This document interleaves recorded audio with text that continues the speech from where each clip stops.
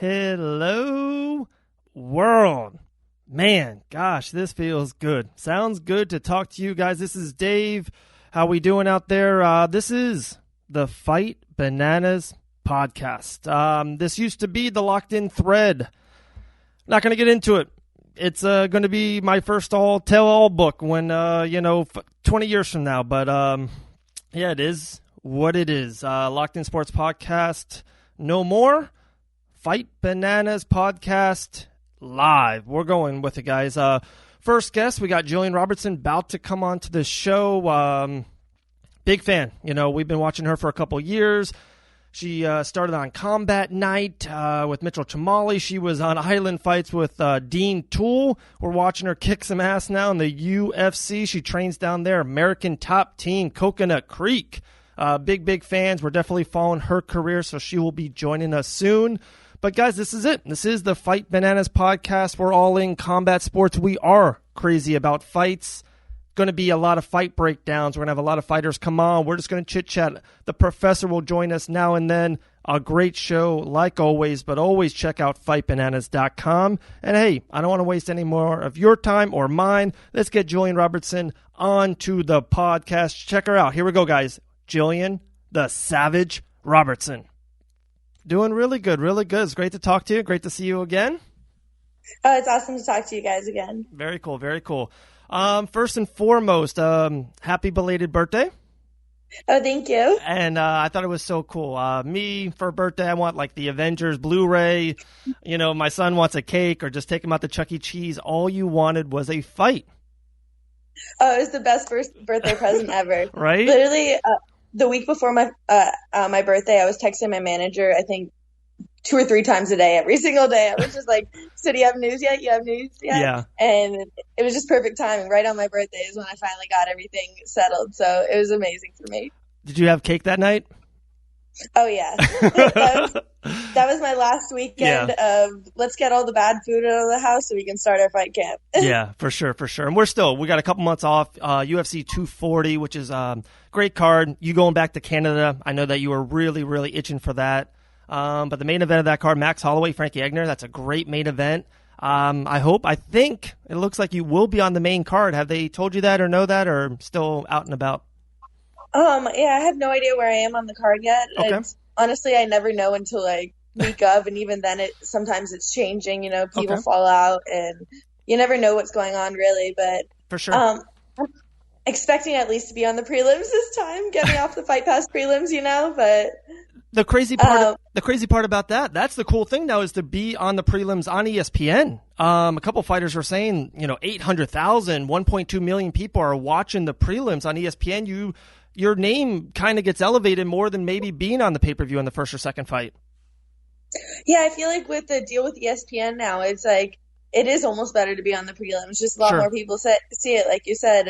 Not as many people are buying those pay-per-views as they're watching ESPN and your actual on live TV. Yeah, for sure. How do you feel about your opponent, Sarah? 9-1. But I looked her up since talking to you yesterday, and I was like, she's a really tough fighter. Don't want to overpass anyone. I just felt like your route to your record is better. You fighting top end people, even on the way up, even fighting at Island Fights, fighting a tough Hannah Goldie, a couple years ago, and then your UFC fights. I just think your road was tougher, and people can look at your record and be like, 6-3, 6-2, all that. But it's like, no, Gillian's fought way better fighters. And if you fought, maybe her road, you're probably 10-0 instead of 9-1. That's just my 2 cents. Yeah, I definitely feel like she hasn't fought the highest level, and she obviously was really tested her last fight, and it showed. Sure. She came in, I think, 7 or 8 pounds over, and Livia was still able to fairly do what she wanted to her in the fight. Sure. So I feel like that's how it's essentially going to go with me. I'm going to be able to do what I want. Like you said, I'm not looking over her.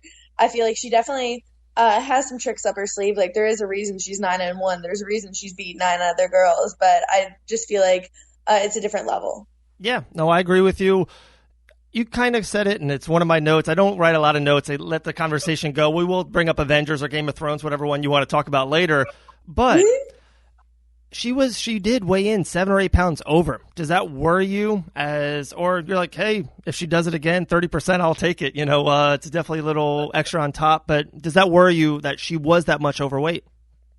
Oh, well, her last fight was at 115. So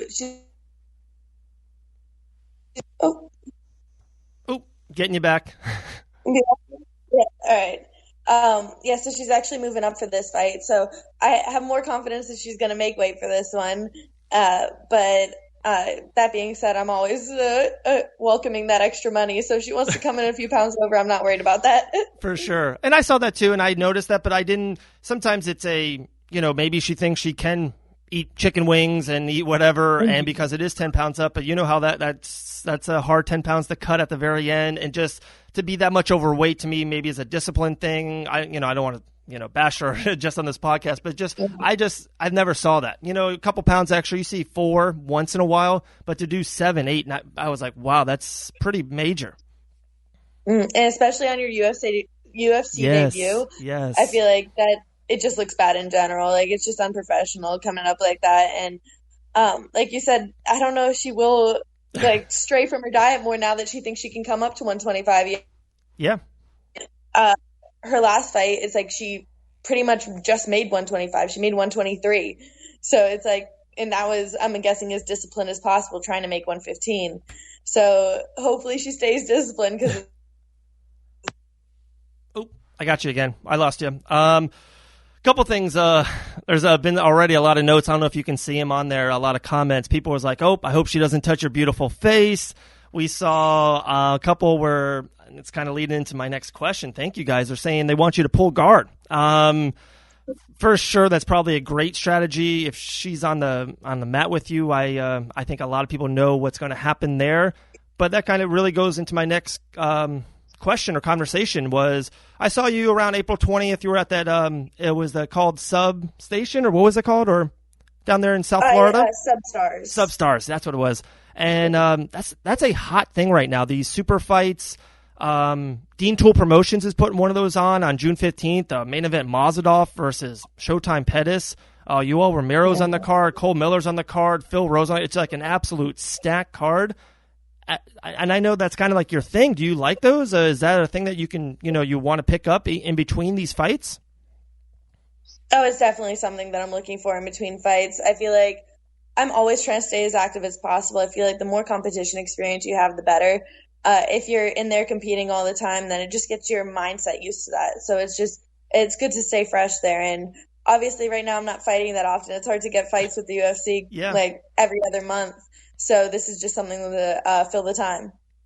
For sure. And that event on June 15th is on the RU Live app. It's on pay-per-view. I definitely got to plug that out. That's they pay the bill, so definitely plug them as much as possible. But talking about you, I'm so excited. You said it was hard to get fights. Is it just because the female talent pool, or is it just because there's been an impasse of a lot of girls getting up into the weight classes, and it's now a lot of girls, and they're just trying to see who's going to stay and who's not going to stay? Why is it so hard to maintain and get a fight in the UFC? I'm not really sure. Okay. I feel like right now with me, it's just a publicity thing. Like, I need to get my name out there a little bit more, and then when they see that I'm willing to be this active and I have a bigger name, then they'll want to put me on a lot more shows. Okay. Right now, it's just, I feel like I'm not at that level where they're promoting me like they would, I don't know, like a Paige Van Zandt kind of, where I feel like if she asks for a fight, she's getting it, But she has the followers, she has the power behind it, where I don't really have that yet. Okay. Well, you will, for sure. Soon enough. Sure, definitely. I think you're awesome. You're real fun. Every time I talk to you, you've been real good. I definitely think you'll have the following. Another thing I saw on Instagram was your 8-year picture. And it shows like you were kickboxing. And I loved your look back then, but now you're pulling off the red hair. What was the origin of that? Was it a fight thing, or was it like, hey, I'm going to pull this off, and I am, so I'm going to stick with it? Oh, I really have no idea what started at first.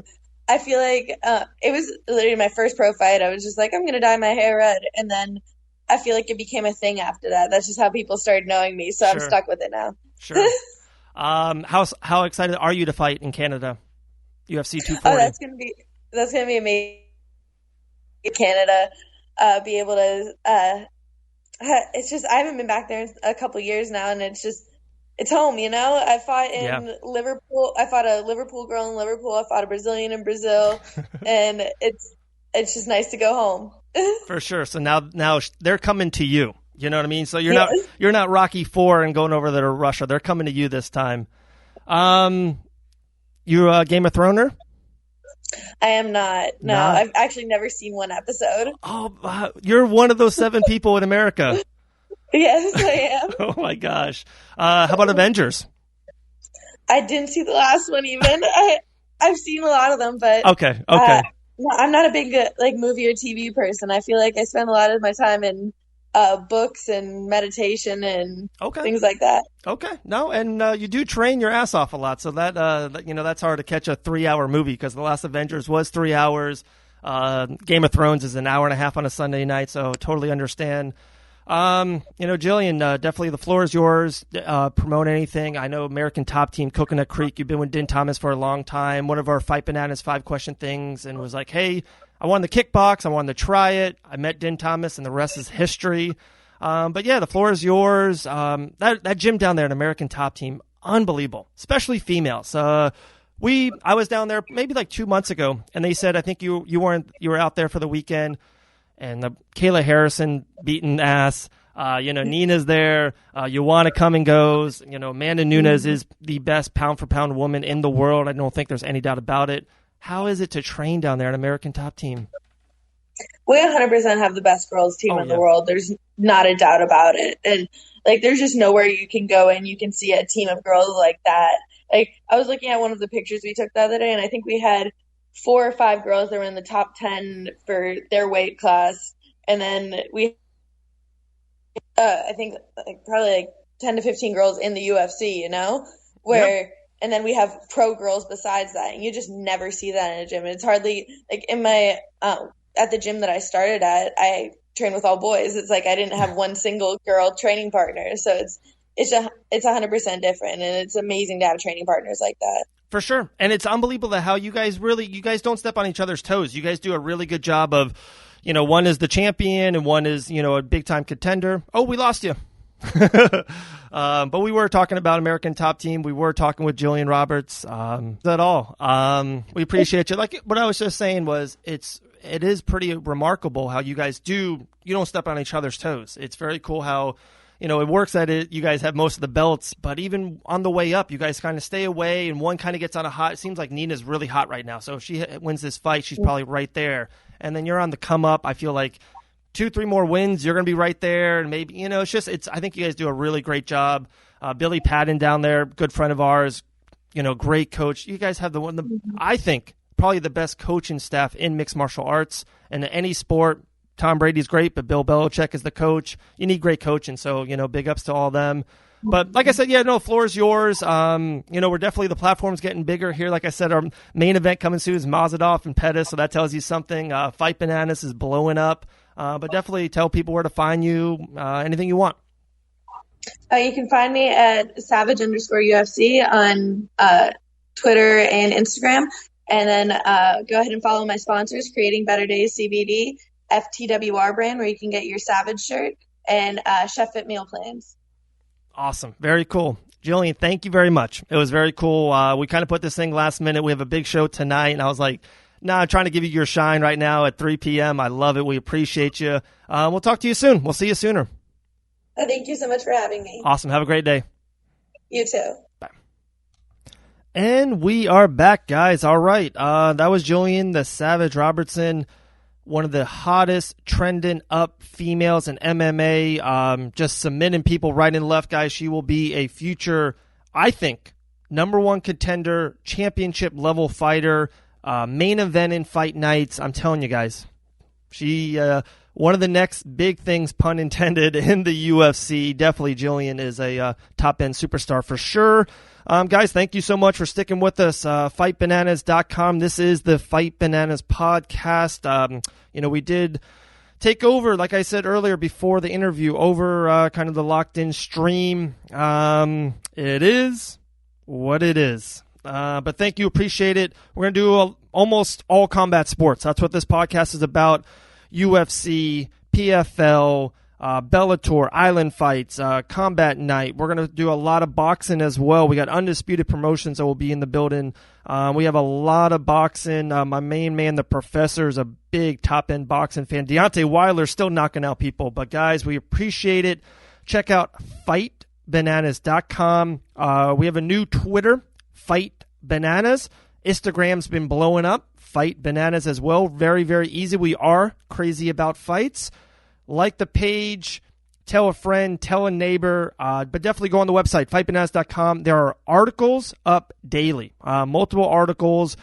We're going to have fighter diaries. We're going to have fight breakdowns. We have one of the best articles that I like is we predict the winners of after they win on a Saturday night, like UFC Rochester. We had Felicia Spencer winning, right? We had Charlos Oliveira winning.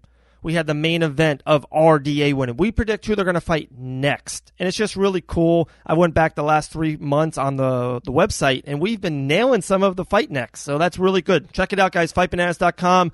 Guys, have a great day. We appreciate you for checking in with us, listening to the Fight Bananas podcast.